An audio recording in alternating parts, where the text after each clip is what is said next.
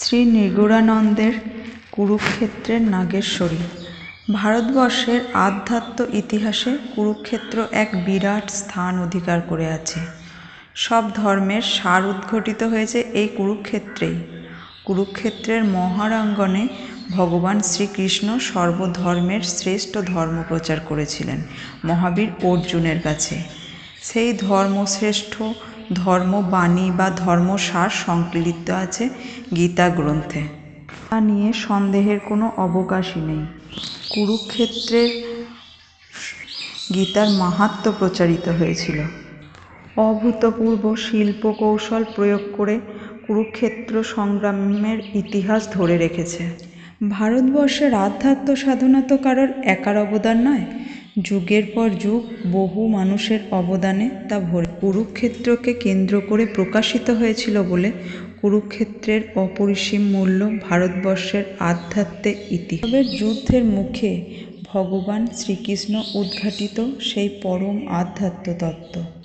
সংসার জীবনের রণক্ষেত্র থেকেই যা কিছু মহত্ত্ব তত্ত্বের উদ্ভব।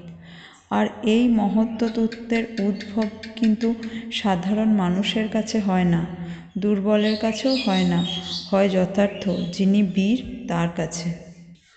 কুরুপক্ষকে যদি রিপুর প্রতীক ধরা হয়, তাহলে পাণ্ডব পক্ষকে বীরের প্রতীক হিসাবে ধরে নেওয়াই যেতে পারে। রিপুকে যিনি জয় করতে পারেন তিনিই তো মহাবীর। এবং এই ধরনের মহাবীরের কাছেই আধ্যাত্ম তত্ত্ব প্রকটিত হয়। এই আধ্যাত্ম তত্ত্ব তাদের কাছে তখনই প্রকাশিত হয় যখন সংসার সংগ্রামে তারা ক্ষতবিক্ষত হন। গৌতম বুদ্ধ জরা ব্যাধি মৃত্যুর দৃশ্য দেখে ক্ষতবিক্ষত হয়েছিলেন বলেই না সংসার ত্যাগ করে আধ্যাত্ম সত্যের সম্মুখীন হয়েছিলেন। মহাবীরের ওই একই কথা। রিপু জয় করেছিলেন বলেই তো তিনি মহাবীর। এই সংসার সমারঙ্গনেই সেই রিপুকে জয় করতে হয়েছিল তাকে। সংসার সমরাঙ্গনই সেই কুরুক্ষেত্র। আধ্যাত্ম সত্য লাভ করতে হলে সত্য, রজ, তম এই তিন গুণকেই জয় করতে হয়। সত্যগুণের প্রতীক ভীষ্ম, রজগুণের দ্রোণ ও তমগুণের দুর্যোধন। অর্জুন তাদের জয় করে তবেই আধ্যাত্ম করতে পেরেছিলেন। তবে বীরের মধ্যে হেরফের আছে, সবাই সমান শক্তিধর নন। পাণ্ডব পক্ষেরও সবাই সমান শক্তিধর ছিলেন না বলেই সত্য সাধনায় তাদের সিদ্ধি তেমনভাবেই হয়েছিল। তন্ত্রমতে 3 ধরনের সাধনার ধারা আছে: পশ্চাচার, বীরাচার ও দৈবাচার। বীরাচার ও পশ্চাচার তন্ত্র সাধনার মধ্যে পার্থক্য শুধু এই যে বীরাচারে পঞ্চমকারের মধ্য মাংসের প্রচলন আছে, পশ্চাচারে মধ্য মাংস ব্যবহার একেবারেই নিষিদ্ধ। কিন্তু পশ্চাচার বীরাচারের নিচে। লোভকে জয় করে বীরাচারীরা ঊর্ধ্বে উঠতে পারেন। বীরাচারীরা রজগুণের অধিকারিণী হন। তম ও সত্যের দোলায় দোলায়িত। তম দ্বারাও আচ্ছন্ন হতে পারেন, সত্য দ্বারাও আচ্ছন্ন হতে পারেন। পশ্চাচারীরা তমগুণ দ্বারাই বেশি আচ্ছন্ন, দৈবচারীরা সত্যগুণের অধিকারী। পাণ্ডবপক্ষে ভীম, নকুল, সহদেব পার্শ্বচারী সাধক, অর্জুন বীরাচারী সাধক, যুধিষ্ঠির ছিলেন দৈবাচারী সাধক। এই সংসার কুরুক্ষেত্র সেই সাধনা ও সংযমের স্থান। কুরুক্ষেত্র নামে বিশেষ একটি স্থান প্রতীক মাত্র। সংসার কুরুক্ষেত্রে আধ্যাত্ম সংগ্রামের ফলেই গীতার উদ্ভব হয়েছে। সাধারণ মানুষ মহাভারতের কাহিনীতে বিশ্বাস করে কুরুক্ষেত্রের সীমাবদ্ধ একখণ্ড ভূমিকে নির্দিষ্ট করে একটি পূর্ণ সংগ্রহের ক্ষেত্র বলে চিন্তা করে। মহাভারতের কাহিনী তাদের কাছে তর্কের অতীত সত্য। সেই জন্য কুরুক্ষেত্র পুণ্যার্থী হয়ে আছে আজও অগণিত ভারত তীর্থ পুণ্যপ্রয়াসীদের কাছে। হাজার হাজার পুণ্যার্থী সেই মহাতীর্থের পুণ্য স্পর্শ পাবার লোভে নিত্যদিন সেখানে ছুটে যায়। ভারতবর্ষের লোক নানা ধর্মের ধারা আপাত দৃষ্টিতে ভিন্ন হলেও মূলত তারা কিন্তু এক। এখানে তান্ত্রিকের মধ্যে বৈষ্ণবী ভাব আছে, বৈষ্ণবের মধ্যে তন্ত্র আছে। শাক্ত, শৈব, বৈষ্ণব সকলের অন্তরের অন্তঃস্থলে এক ফল্গু ধারা দ্বারা যুক্ত। গীতাসার পরম ভাগবত, পরম বৈষ্ণবীয়, কিন্তু তাই বলে কুরুক্ষেত্রে শৈবের স্থান নেই, শাক্তের স্থান নেই তা নয়। কুরুক্ষেত্র যেমন মহাবৈষ্ণব ক্ষেত্র, তেমনি পরমাসক্ত ও শৈব ক্ষেত্র। শাক্ত ক্ষেত্র হিসাবে মহাতীর্থ 51 পীঠের অন্যতম এক পীঠ এই কুরুক্ষেত্র। পঞ্চবিংশতি সতীপীঠ এই কুরুক্ষেত্র, অর্থাৎ কুরুক্ষেত্রে পড়েছে সতীর গুল্ফ। ভৈরব যেখানে আছেন স্থানু নামে, দেবী রয়েছেন সাবিত্রী রূপে। বাঙালি কবি ভরতচন্দ্র তার অন্নদামঙ্গল কাব্যে কুরুক্ষেত্রের পীঠ সম্পর্কে বলেছেন। তিনি লিখেছেন, কুরুক্ষেত্রে ডানিপার গুল্ফ অনুভব, বিমলা তাহাতে দেবী সংবর্ত ভৈরব। কিন্তু ভরতচন্দ্রের বর্ণনায় বিভ্রান্তিরও সৃষ্টি হয়েছে। কুরুক্ষেত্রকে সতীপীঠের অন্যতম এক পীঠ বলে তিনি স্বীকার করলেও দেবী ও ভৈরবের নাম দিয়েছেন ভিন্ন। কুরুক্ষেত্রের দেবীর নাম সাবিত্রী, অন্নদামঙ্গলে বিমলা। পীঠ ভৈরবের নাম স্থানু, অন্নদামঙ্গলে সংবর্ত। শিবচরিতে বলা হয়েছে কুরুক্ষেত্রে সতীর ডান গুল্ফ পড়েছে। দেবীর নাম সম্বরী বা বিমলা, ভৈরবের নাম সংবর্ত। ভরতচন্দ্রের একটিমাত্র সম্ভবত পয়ার মিল রাখার জন্য। তন্ত্র চূড়ামণি মতে কুরুক্ষেত্রের দেবী হলেন সাবিত্রী এবং ভৈরব হলেন স্থানু। দেবী সাবিত্রীর ভৈরব হলেন স্থানু। স্থানু হল থানেশ্বরের সংক্ষিপ্ত নাম, যেটি বর্তমানে হরিয়ানা প্রদেশে অবস্থিত, দিল্লি থেকে 157 কিলোমিটার উত্তর পশ্চিমে। এই থানেশ্বর থেকেই পুষ্যভূতিদের উদ্ভব হয়েছিল। এই পুষ্যভূতিদের অন্যতম শ্রেষ্ঠ পুরুষ হলেন হর্ষবর্ধন। প্রথম জীবনে ছিলেন শৈব।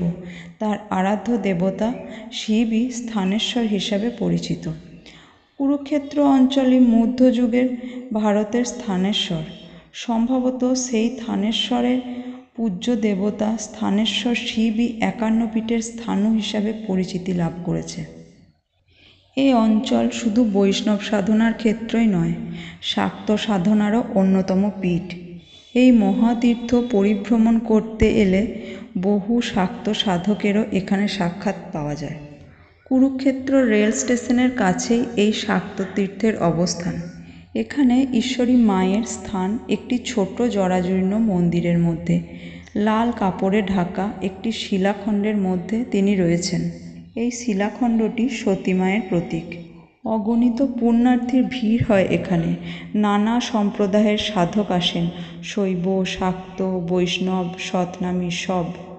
তুলসী মালাধারী বৈষ্ণব থেকে রুদ্রে বিভূষিত তান্ত্রিক সবারই দেখা পাওয়া যায়। বৈষ্ণব বলেন বৈষ্ণব সাধকের কথা, শৈব শিবের, শাক্তরা বলেন মাতৃ আরাধনার কাহিনী। অন্তঃস্থলে তাকিয়ে নিবিড়ভাবে বিচার করলে শৈব, শাক্ত, বৈষ্ণব কোনো ভেদ নেই। যিনি অনুভবের মাধ্যমে সচ্চিদানন্দের স্পর্শ পান, তার সঙ্গে যোগীশ্রেষ্ঠ ব্রহ্মস্বরূপ বোধের কোনো ভেদ নেই।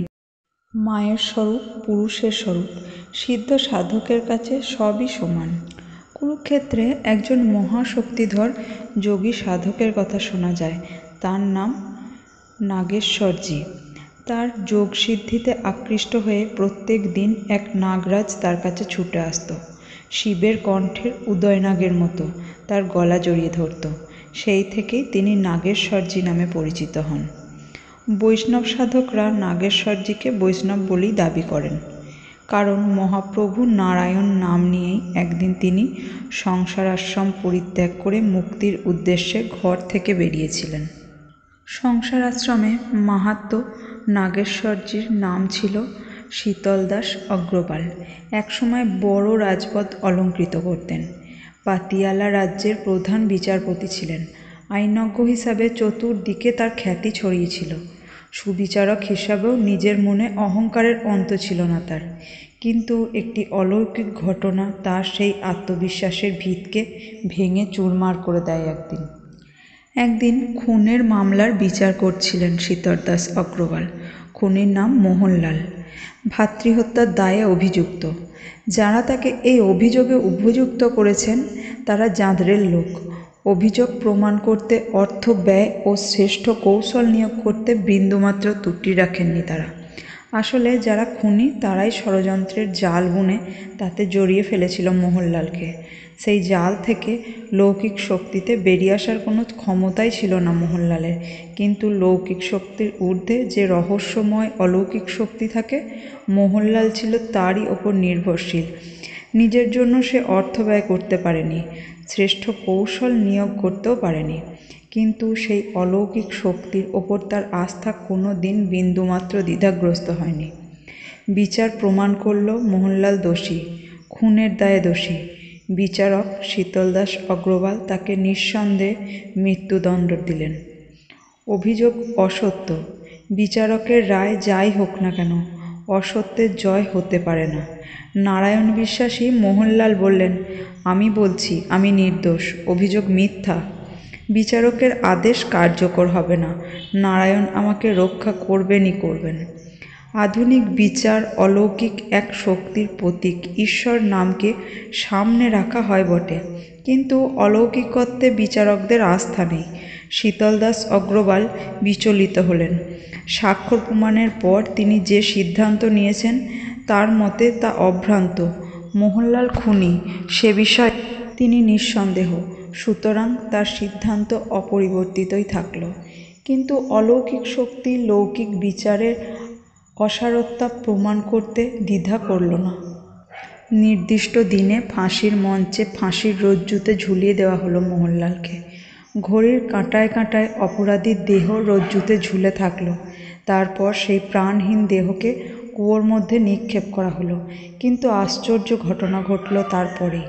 জল্লাদেরা যখন মৃতদেহ কুয়ো থেকে বের করে নিয়ে এলো, সকলে অবাক হয়ে দেখল যে মোহনলালের মৃত্যু হয়নি। বিচারক পার্থিব বিচার বিশ্লেষণ বোধের অহংকার নিমেষে ধূলিসাৎ হয়ে গেল। লৌকিক শক্তির ঊর্ধ্বে অলৌকিক শক্তির আশ্চর্য লীলা দেখে বিস্মিত হতবাক হয়ে গেল শীতলদাস অগ্রওয়াল। কণ্ঠে ওঠো বাবা, বেলা যায় শুনে যেমন লালাবাবুর অন্তরে বৈরাগ্য ধ্বনিত হয়ে উঠেছিল, ঘর ছেড়ে তিনি বেরিয়েছিলেন কে খুঁজতে, তেমনি প্রবল বৈরাগ্য তীব্র আলোড়ন শুরু করে দিল অগ্রওয়ালের অন্তরে। পার্থিব বিচারবোধের ওপর অসীম আস্থা মুহূর্তের মধ্যে ভেঙে পড়ল। সমস্ত বিচারের ঊর্ধ্বে যিনি মহাবিচারক নারায়ণ, সঙ্গে সঙ্গে সমস্ত মন প্রাণ তার চরণে সমর্পণ করে দিলেন তিনি। আর ঘরে ফিরলেন না অগ্রওয়াল। বিচারকের ধরাচুরো ছেড়ে ফেলে দিয়ে সেই মুহূর্তে বেরিয়ে পড়লেন পথে। মহাবিচারকের বিচারের কাঠগড়ায় দাঁড়িয়ে এবার নিজের বিচার করবেন তিনি। বহু তীর্থ ও সাধনপীঠ পরিভ্রমণ করে অবশেষে একদিন এসে থামলেন কুরুক্ষেত্র মহাতীর্থে। সেখানেই তিনি মহাবিচারকের দরবারে যাবার ছাড়পত্র পেলেন। কুরুক্ষেত্রে বড় উদাসী মঠের প্রবীণ সন্ন্যাসী খাকি বাবার কাছ থেকে সন্ন্যাস দীক্ষা নিলেন তিনি। সন্ন্যাস নিয়ে দীর্ঘদিন উদাসী মঠেই ছিলেন অগ্রওয়াল। জীবনের শেষ পর্যায়ে তিনি দৈপায়ন হ্রদের কাছে ব্রাহ্মঘাটের পাশে ছোট্ট একটি কুঠির নির্মাণ করে সেখানেই থাকতে শুরু করলেন। নারায়ণ স্বরূপ তখন তার কাছে স্পষ্ট, মহাবিচারকের বিচারের চরিত্র তখন কাছে স্পষ্ট উদ্ঘাটিত। মহাযোগে যোগসিদ্ধ পুরুষ তিনি তখন। তার অন্তরের অলৌকিক সৌরভ তখন বাইরে ছড়িয়ে পড়েছে। সুগন্ধি ফুলের সৌরভের মতো সিদ্ধ সাধকের সৌরভকেও লুকিয়ে রাখা যায় না। দেখতে দেখতে সমগ্র হরিয়ানা ও পাঞ্জাব অঞ্চলে নাগেশ্বর নন্দাজির কাহিনী লোকমুখে ছড়িয়ে পড়ল। যোগসিদ্ধিতে সিদ্ধ সাধক যখন উদ্ভাসিত, সেই সময় এক নাগরাজ তার কাছে রোজ এসে তার কণ্ঠ বেষ্টন করে তাকে জড়িয়ে ধরত। সেই থেকেই এই মহাযোগী নাগেশ্বরজি নামে পরিচিত হন। কে জানে কেন এই নাগ আসতো মহাসাধকের কাছে? নাগের সঙ্গে সিদ্ধ সাধকের যোগাযোগের তাৎপর্য কি কে জানে? ভারতবর্ষের আধ্যাত্ম সাধনায় নাগ এক আশ্চর্য রহস্য বিস্তার করে নিজেকে উপস্থিত রেখেছে।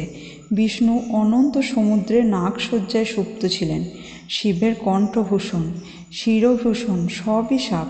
দুর্গার হাতও নাগ। মহাবীর যোজিত নন। মহাবীর জৈন ও গৌতম বুদ্ধ সর্পবর্জিত নন। এ সাপ কি বলতে চায় কে জানে?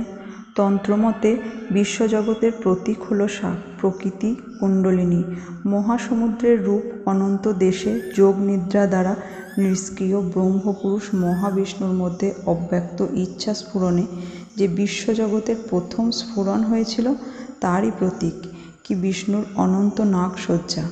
তন্ত্রের নাগ পর্যায় নিষ্ক্রিয় পুরুষের মধ্যে ইচ্ছার অব্যক্ত অভিঘাত দেখা দিয়েছে, অথচ ইচ্ছা তরঙ্গ তখনও তাকে ত্যাগ করে বস্তু জগতের মধ্যে তরঙ্গায়িত হয়নি।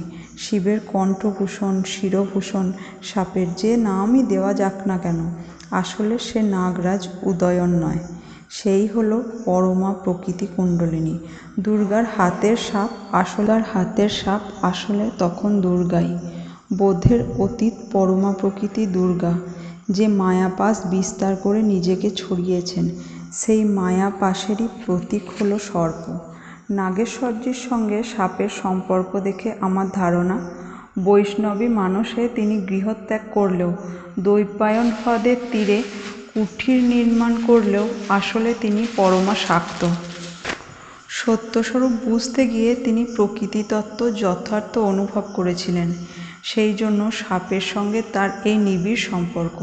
কুরুক্ষেত্রের এই সাধক কি আসলে মহাতীর্থ ৫১ পীঠের অন্যতম এক সাধক?